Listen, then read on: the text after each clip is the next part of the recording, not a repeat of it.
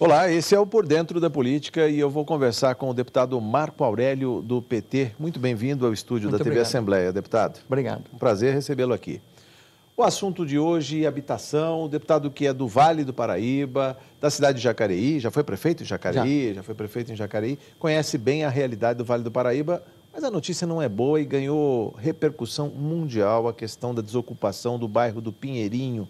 O que o senhor viu, o senhor que estava lá, o que o senhor viu da desocupação, deputado? Eu acho que nós temos o antes e o depois, né? Porque o antes do dia 22, a desocupação seria no dia 22, o que havia antes?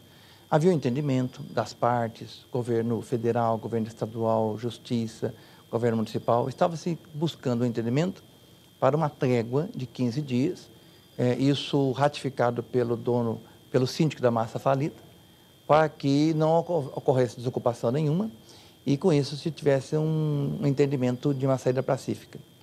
E essa notícia foi comunicada ao Pinheirinho no dia 21, sábado à tarde, eu estava lá. Inclusive o senador Suplicy foi, falou das conversas que ele teve com o governador, de tudo que estava em andamento. E para nossa surpresa, no domingo, dia 22, eu fui acordado com um telefonema dizendo que a desapropriação, que o desalojamento estava acontecendo. Claro que ninguém entendia nada, porque se havia algo em andamento, porque aquilo lá. Aí me dirigi imediatamente ao local e o que eu vi foi muita violência, muita cena de bombas, bala, 2 helicópteros, bala de borracha, né? 2 helicópteros sobrevoando de maneira rasante as casas, aberto e com arma apontada para o povo, né? E a gente não conseguia nem chegar perto, né? Mesmo sendo deputado, a gente foi recebido com bombas e não conseguia ter acesso. E não havia acesso ao local? Nada. Então a gente não conseguia saber o que estava acontecendo lá dentro e tal. E aí começando a vir gente de lá para cá, e só descrevendo horrores, que tinha sido retirado à força, que tinha levado bomba, que não tinha conseguido pegar nada. E uma espécie de um abrigo tinha sido montado pela prefeitura, começou a encher de gente lá, só que lá dentro a polícia começou a usar de violência, né? E aí ficou aquele problema muito sério, porque se estava no abrigo, você era vítima de violência. Na rua, você não tinha segurança nenhuma, porque a tropa de choque jogava bomba na rua. E se você não corresse, você era ferido. E lá dentro, ocorrendo a desapropriação. Quer dizer, um negócio assim, indescritível. Desproporcional. São 6 mil pessoas no bairro do Pinheirinho, em torno de 6 mil pessoas, e havia pelo menos 2 mil policiais, é isso? É isso mesmo. Mas agora, você chega até a 6, mas é uma quantidade grande. Eu tinha até falado 8 mil, porque a quantidade de pessoas é muito grande, né? E os policiais chegaram de uma maneira... Agora, se eles chegaram com aquela força que chegaram, é evidente que a desocupação podia ter sido feita de maneira pacífica, porque era muita gente. Para um povo que estava desarmado, às 6 horas da manhã estava dormindo, né? Não esperava a desocupação, não tinha ninguém armado, não tinha nada.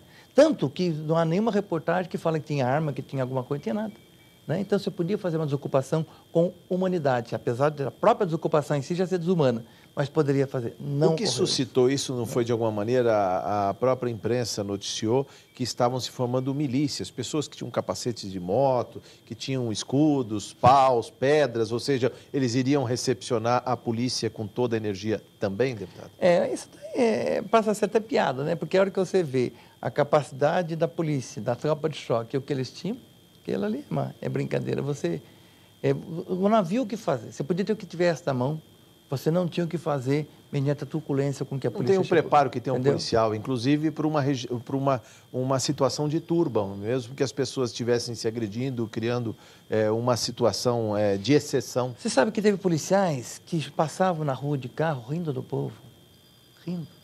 O senhor conseguiu, inclusive, captar algumas imagens, a gente vai mostrar ao longo da nossa conversa, que mostra o emprego da energia, da farta energia para desalojar as pessoas. Um grupo de pessoas, à noite, como não tinha segurança no abrigo que a prefeitura colocou, como não tinha segurança lá, eles caminharam até a igreja. E eu estava na igreja. E depois que estavam na igreja, a polícia jogou bomba de gás lacrimogêneo dentro da igreja. A partir do momento que a polícia militar joga uma bomba de gás lacrimogêneo dentro da igreja, aí, meu amigo, aí só não tem limite. Aí não tem limite. Então a operação, porque por essa ótica, foi mal sucedida. As pessoas já estavam confinadas. Se as pessoas estavam confinadas, e além disso, dentro de uma igreja, por que jogar uma bomba lá? Quer dizer, realmente uma ação que o que aparenta é que eles queriam que a população saísse para eles matar. E essa é a impressão que eu tinha.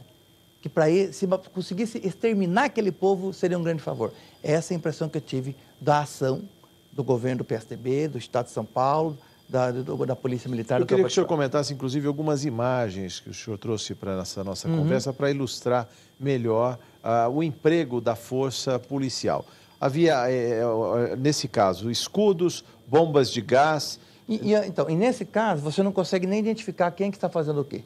Você só consegue dizer a tropa de choque foi turbulenta, mas você não sabe quem que está lá. Né? Quer dizer, teve pessoas que foram agredidas, que foram, por exemplo, um próprio representante do governo federal foi recebido com bala de borracha.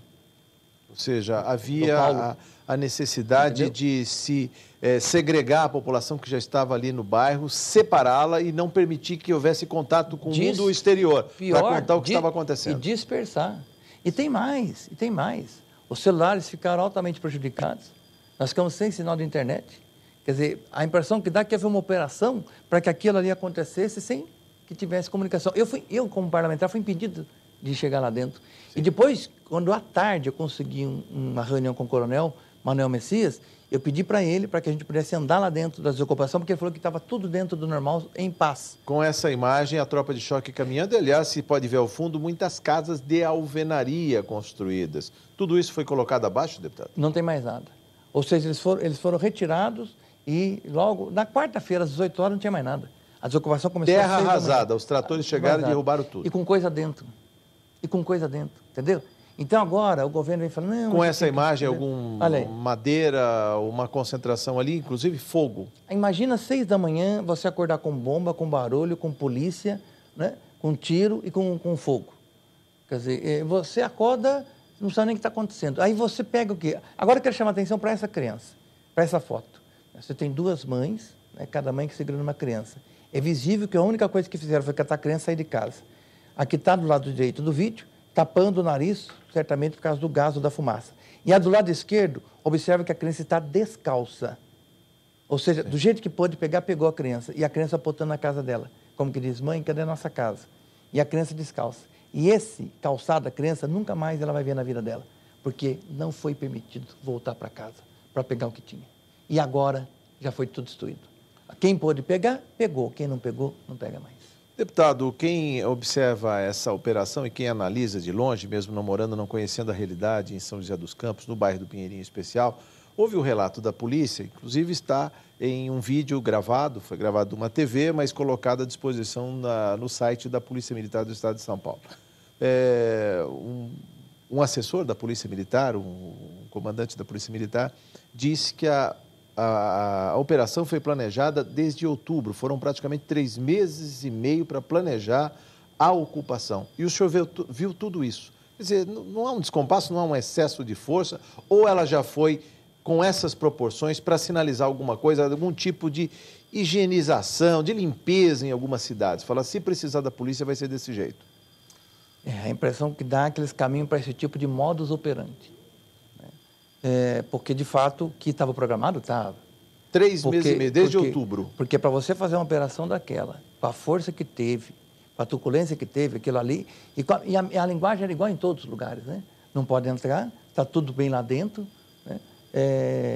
Fique tranquilo, vai dar tudo certo. Quer dizer, outra, você podia levar a liminar que fosse da Justiça Federal, do Tribunal Regional Federal, eles não acatavam. A própria Guarda Municipal deixou de acatar uma ordem e falou assim, não, você tem que levar no passo. Teve uma ordem judicial federal que, quando foi levada para lá, eles recusaram de receber, então tem que vir aqui oficial de justiça. O oficial de justiça tinha que entregar em mãos. Então, aí o advogado voltou para a Justiça Federal, o juiz mandou o oficial de justiça para ir para lá. Ou seja, tudo programado para que daquela data não passasse, né? Então, uma operação assim que a gente vê, para mim, a cara militar desse governo. Para mim, mostrou. Né? É uma política assim, realmente de aniquilamento do pobre. E outra, essa desapropriação beneficiou quem? Uma pessoa chamada Najinarras. Ele é o grande beneficiário. Então, o Estado de São Paulo aniquilou 6 a 8 mil pessoas para beneficiar um Najinarras e mais. E que deve para os cofres públicos da Prefeitura de São José dos Campos. Devedor. Sim, os impostos todos daquela área. Não. Devedor. E teve ação do Estado. Imagina alguém pobre que deve para o Estado e pedir alguma coisa. Agora, deputado, como é que o senhor vê, no caso ainda da ação da Polícia Militar, quando impede que a imprensa, quando impede que o seu mandato parlamentar possa acompanhar em loco uma operação como essa? O senhor sofreu algum tipo de resistência? O senhor não pôde entrar nessa área de conflito? Não, não conseguia. Então, na parte da manhã, quando eu cheguei lá, a gente não conseguia nem chegar perto, né? Que era o momento mais difícil que houve toda a operação. Quando foi à tarde, conseguimos um contato com o coronel Manuel Messias. Daí ele nos autorizou a chegar até próximo. Daí não houve nenhuma recepção com bala nem com bomba. Aí conseguimos chegar, ultrapassamos a tropa de choque e fomos recebidos por ele. E na sala dele estava ele e, para minha surpresa, o doutor Rodrigo Capês, que é juiz assessor da presidência do Tribunal de Justiça. E estava lá para quê? Para ele garantir que nenhuma ordem judicial de outra esfera pudesse interferir naquilo que estava sendo feito. Então, de imediato, ele já negava qualquer tipo e dava total cobertura para a Polícia Militar.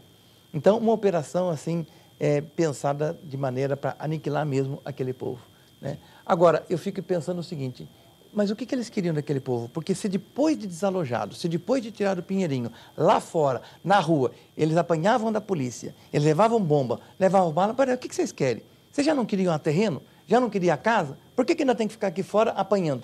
Um dos abrigos colocou pulseirinha no povo. Todo o povo que chegava lá tinha pulseirinha. Ainda com imagens da pessoa sendo retirada lá, o que mostra... E quando a pessoa saía na rua, apanhava da polícia. Então, o que vocês querem? Jogar bomba onde a pessoa já está confinada, que é o caso que aconteceu na igreja. Ali, se você vai observar bem na foto, é uma pessoa que já está caída. E por que jogar bomba? Por que ir para cima? Quer dizer, já não há mais capacidade de reação do povo e você está lá.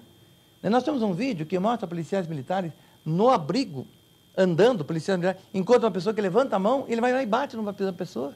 Não sei se for possível exibir, quer dizer. Então, para quê? Qual que é o objetivo? O objetivo aqui não é desapropriar só. O objetivo aqui não é desalojar a família ou reintegrar a posse. O objetivo aqui é punir. Deputado, o senhor que já foi prefeito conhece bem a questão do uso do solo. Qual a melhor opção para aquela área? Aquela área faz parte de uma massa falida que precisa contemplar interesses, inclusive, talvez, de trabalhadores, não só do mega especulador, que seria o dono da área, mas os credores desse especulador ou desse empresário. O que se deveria fazer com aquela área, já que pode-se fazer um encontro de contas, já que aquela área também tem débitos junto à Fazenda Municipal, ou seja, a Prefeitura, cobrança de IPTU, ou seja, ela pode ser alvo de uma desapropriação, o terreno pode ser entregue, por exemplo, Minha Casa Minha Vida, para construção de habitação popular? Então, a desapropriação, essa truculência aconteceu dia 22, né? Esse desalojamento das famílias. No dia 21, o que nós tínhamos em andamento? Uma possibilidade do seguinte, a União desapropriava, portanto, sim, pagava. O governo do estado fazia todo o projeto e o governo municipal fazia um projeto de lei, mandaria para a Câmara, passando aquela área de área mista industrial para a ZEI, Zona Especial de Interesse Social, para possibilitar a moradia para casas populares e aprovaria o projeto do CDHU. Então, seria uma composição município, estado, União. A União banca, o Estado faz o projeto e o município fiscaliza a execução, né? E, evidente, entraria com a infraestrutura da água e coleta de esgoto, né? Isso era o que era possível fazer? Estava em andamento? Era possível? Sem contar que a terra ocupada tem um preço e a terra limpa, vamos dizer assim, arrasada, sem nenhuma benfeitoria, tem outro preço. Além de ter outro preço, uma terra que está em área industrial é um preço e zona especial de interesse social é outro preço, né? Agora eu pergunto, a terra tem que servir a quê? Pelo que eu saiba, na Constituição está escrito para cumprir função social e não para cumprir função especulativa. E ali agora é função especulativa. Ou seja, quem puder, o empreendedor que quiser pagar mais por aquela área, paga, contempla a massa falida, faz o depósito e pega o dinheiro e futuramente planta alguns condomínios ali. Agora está... Não, na situação que está não é condomínio, na situação que está é indústria. Né? É indústria. Ou condomínio industrial. Sim. Né? Agora, se houvesse desapropriação, como estava sendo pensada antes, o que ia acontecer? Ia acontecer o seguinte, além de você alocar as famílias do Pinheirinho, haria espaço para você alocar muitas outras famílias. E São José dos Campos precisava de uma área assim. E né? Próxima de empresas, inclusive. Próxima de empresa, próximo de Jacareí, São José dos Campos é uma área bem localizada, né? Quer dizer, ali seria uma solução para habitação, assim, para São José dos Campos, de maneira fantástica. E não se optou por isso. Né? Quer dizer, fez-se uma opção. Eu acho... Para quem interessa esse então, tipo de prática? Bom, para quem interessa, primeiro, é o credor das Giragas. Né? Que tipo de relação ele tem com o governo, aí a gente tem que pesquisar melhor, para não ser leviano e falar aqui o que a gente pensa sem ter prova documental.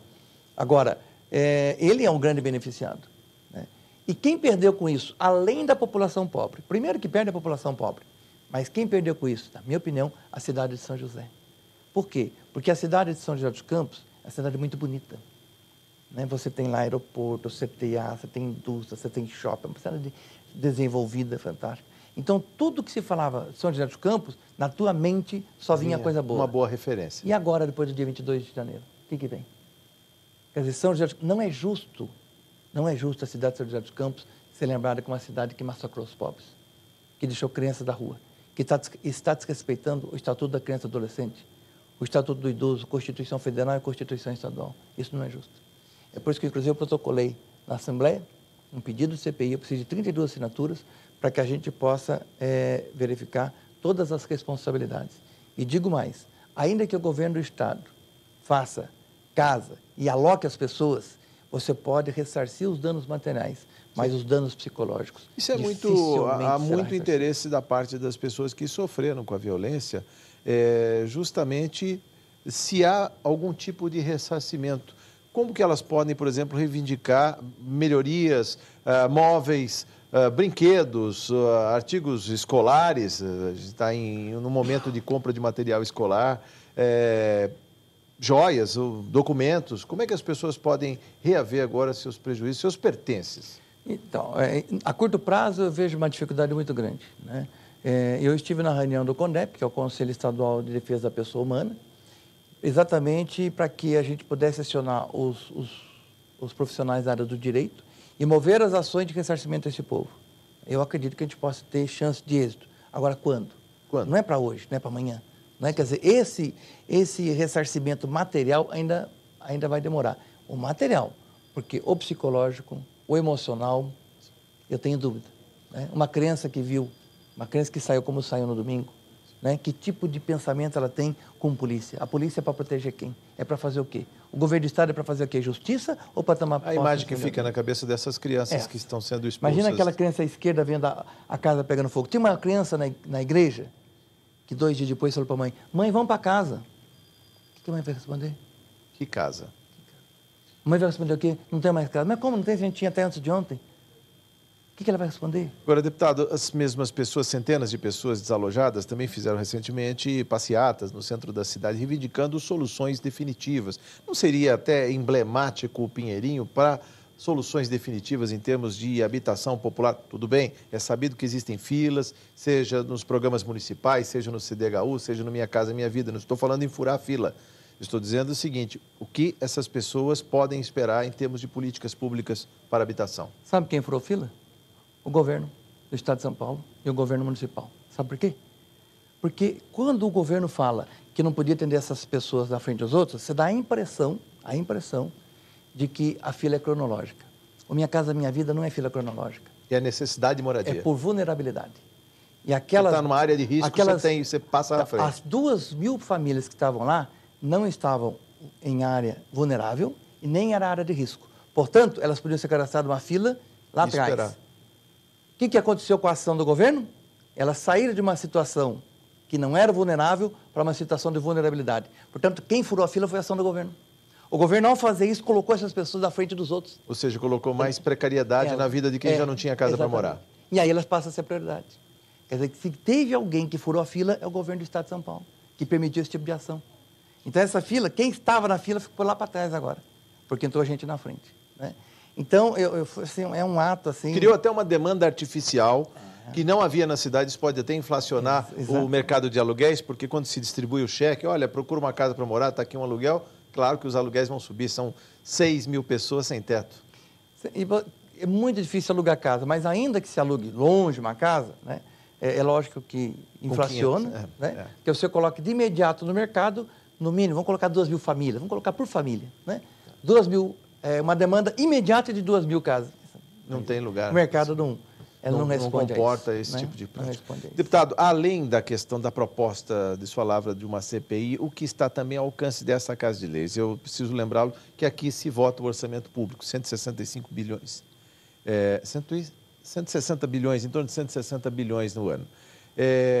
Aqui também se vota 1% para habitação todos os anos, ou seja, dinheiro que é colocado no orçamento carimbado para a habitação. O que se pode fazer em termos de governo? E aí eu estou falando justiça, estou falando legislativo e estou falando o executivo, para minorar, digamos assim, a dor dessas pessoas que estão aí sem uma casa para morar e dessas outras que estão hoje também em áreas invadidas, áreas precárias. Bom, especificamente da família Pinheirinho, eu não vejo solução a curto prazo, porque você não constrói casa da noite para o dia. Esse bottom aqui, ele é um bottom que eu recebi uma semana antes da reintegração de posse. Esse bottom aqui foi de um evento que teve no Palácio Bandeirantes, onde a Dilma veio para assinar um convênio com o governo do Estado de São Paulo para a construção de 100 mil moradias aqui no Estado de São Paulo. 60% para famílias que ganham até R$ 1.600. Portanto, o convênio foi feito, né? Existe aí, então, esse protocolo de construção de 100 mil unidades para o Estado de São Paulo. Fizemos um detalhe no bottom, está escrito Brasil, e parece ter uma imagem dos candangos de Brasília, são abraçados. Olha, você sabe que eu nem... Parece que estão abraçados aí, os candangos, os construtores de Brasília. Os construtores de Brasília, né? Exatamente. Que também teve muito problema lá, né? Então, foi feito esse cadastro, esse convênio do governo federal com o governo do Estado de São Paulo. E vão ser construídas 100 mil unidades, sendo 60 mil para as pessoas até R$ 1.600. Né? Agora, isso uma semana antes. Né? Então, o que aconteceu? Dos 100 mil, se você separar 2 mil, então já cai para 98. Já cai. Se você colocar 2 mil... Já criou-se uma demanda artificial. Pessoas que tinham teto hoje já não têm teto. Então, assim, eu acho que foi uma operação totalmente desastrosa, desnecessária e que tem interesses por trás que eu espero que venha à tona. Por isso a questão da CPI, para tentar investigar. Por que foi feito o que foi feito quando havia outros caminhos para se fazer? Porque se não tinha, tudo bem, mas tinha. Tinha outros caminhos. E por que se tomou essa decisão? É isso que nós temos que investigar. Se a solução devia ser o diálogo, por que da truculência? O senhor queria saber, e também deve ter provocado os seus colegas para assinar a CPI, o que está por trás desse emprego da violência para desalojar famílias? E da forma como foi. A maneira como foi feito. A maneira como foi. Eu tive um debate na Assembleia, em que o líder do governo falou, não, a ordem judicial tem que cumprir. Eu falei, a ordem judicial tem que cumprir, mas o como se cumpre, aí depende de quem está executando. Exatamente. Né? Então, a ordem judicial é uma coisa, a maneira como se cumpre é outra. Os próximos passos daqui para frente, do seu mandato em especial, que tem acompanhado com muito carinho, muita atenção, até pela proximidade, pela vizinhança, não é, deputado? O que o senhor vai fazer, as pessoas que tiverem dúvidas e quiserem ainda uma consulta, o senhor sempre disponibiliza o seu mandato, o seu gabinete, o seu e-mail para um diálogo para as pessoas. O que o senhor propõe aí para essa luta que não parou aí? Não para e a gente não quer parar nunca, né? Porque agora nós já estamos acionando com o CONDEP os organismos também internacionais. Né? Por quê? Porque como houve uma violação clara dos direitos humanos, é necessário que isso seja contabilizado numa conta onde mostra o desrespeito aos direitos humanos. Né? A outra coisa é a Comissão de Direitos Humanos da própria Assembleia, do qual eu sou membro e o Adriano Diogo é o presidente. A gente está fazendo com que essa comissão também possa tomar um caminho, até porque ela é suprapartidária, né? Para buscar uma solução e buscar também o reparo aos direitos humanos que foram negados à população, violados. Né? No plenário, nós temos a CPI, que estamos tentando, então, fazer com que ela ocorra. O presidente da casa disse que ele até concordaria se tivesse consenso de uma sexta CPI funcionando aqui na casa. Né? E essa proximidade, como você falou, minha, com a cidade de São José dos Campos, para que a gente possa estar acompanhando muito de perto tudo o que está acontecendo e as pessoas nos monitorarem, porque quanto mais informações nós tivermos vindos de lá, né, informações corretas, concretas, pautáveis, a gente tem mais condições de estar atuando. Né? Se a gente vai ter tempo de mostrar um vídeo que mostra a truculência da polícia, é um vídeo que mostra os policiais militares e uma pessoa levantando a mão, tem condições de mostrar ou não? Talvez tecnicamente a gente não tenha o vídeo aqui, mas, deputado, só para lembrar, também tudo isso que aconteceu no Pinheirinho está sendo relatado e, ao que parece, vai chegar até o Conselho Nacional de Justiça e também a OEA, é isso? Vai chegar. Agora, essa documentação ela não pode chegar só por matérias de jornal, né? Ela tem que chegar de uma maneira documentada. Né? Então, só para você ter uma ideia, até a data dessa gravação, nós já temos 507 casos concretos. Até no plenário nós tivemos um embate em que o líder do governo falou assim, não, todo caso concreto vai ser apurado. Eu falei, eu já tenho 507, né? Além das crianças, isso fora as crianças que estão com o direito da criança adolescente do Estatuto sendo violado. Mas essas 507 são relatos feitos em formulários próprios, onde a pessoa descreve e assina, né? Portanto, é documento hábil para uma denúncia junto aos órgãos internacionais. Deputado, voltaremos ao tema. Muito obrigado por sua entrevista. A TV Assembleia agradece a sua presença aqui. Para a gente não ficar só negativo, a gente espera que, por isso de ruim que aconteceu, a gente possa tirar políticas públicas que sejam positivas para frente, né? Porque a gente tem que ver esses fatos que aconteceram, que legislação que a gente pode fazer aqui para melhorar aquilo que acontecer no futuro, para não acontecer o que aconteceu agora. Obrigado. Sucesso no seu mandato. Obrigado. Este é o deputado Marco Aurélio do PT. Você ficou por dentro da política. Obrigado por sua audiência.